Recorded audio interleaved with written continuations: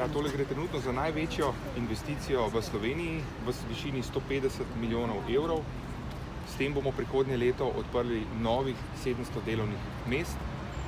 Ime centra bo Aleja, ki predstavlja drevored oziroma zeleno oazo za pohajkovanje, za druženje, sproščanje naših obiskovalcev.